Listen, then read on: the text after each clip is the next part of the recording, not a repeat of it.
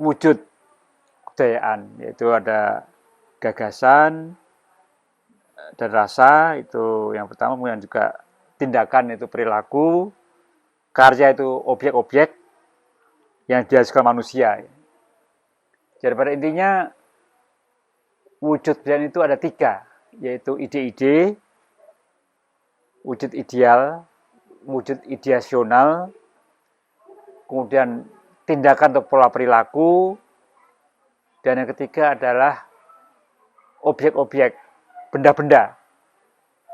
Jadi rumah atau meja, kursi, ataupun jalan raya, gedung-gedung, itu atau peralatan-peralatan, kamera, ataupun apapun itu adalah objek fisik dari kebudayaan yang seringkali jadi semacam simbol status, ya, seperti gawe dan sebagainya.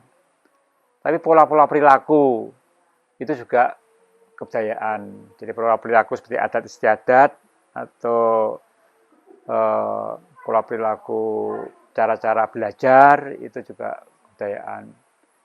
Ide-ide dalam bentuk keyakinan ataupun juga pengetahuan itu juga ada kebudayaan. Tapi intinya dari ketiganya itu pada dasarnya kebudayaan itu bersifat mental, bersifat nilai-nilai atau ide-ide yang kemudian dari ide itu berdampak pada perilaku dan pada pembuatan objek-objek.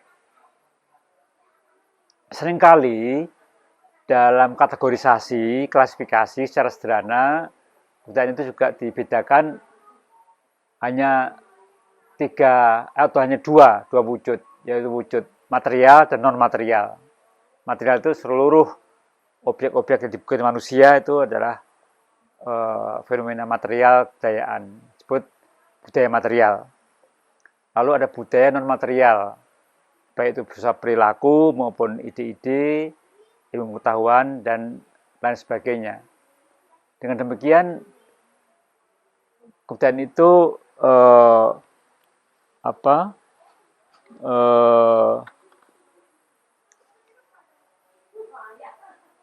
menyeluruh, keseluruhan dari totalitas apa yang dilakukan manusia. Tadi yang saya perlu garis bawahi bahwa kebudayaan itu pada pokoknya bersifat mental, bukan fisik.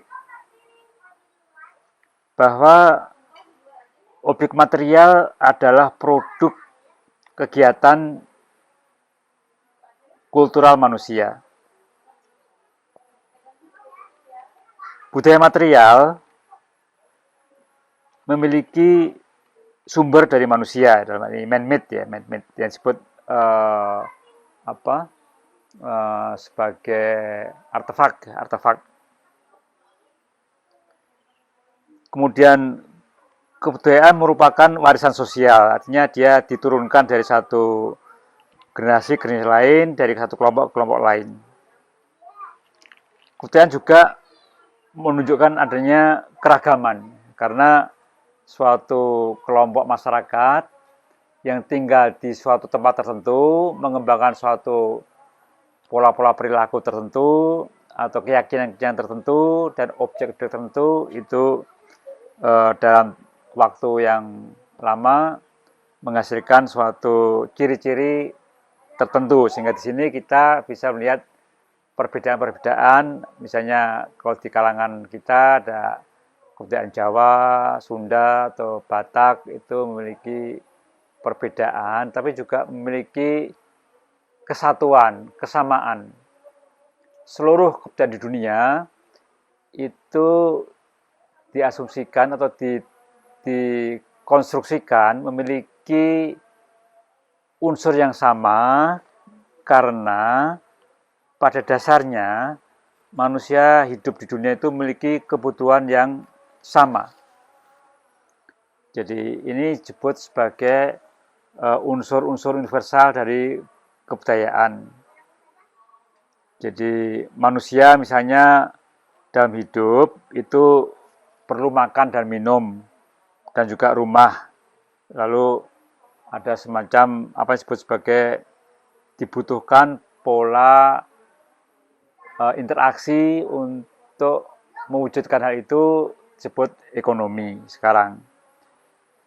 Kemudian juga manusia terdiri dua jenis kelamin, dan juga bahwa anak manusia itu pada masa bayi tidak berdaya, maka diperlukan suatu pranata ataupun institusi sosial atau keluarga misalnya. Manusia itu juga memiliki kebutuhan akan jawaban dari misteri keberadaannya di alam semesta dan hubungannya dengan Sang Pencipta, maka itu ada institusi agama.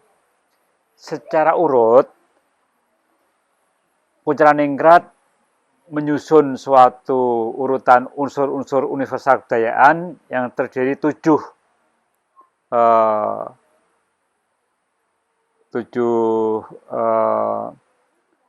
butir.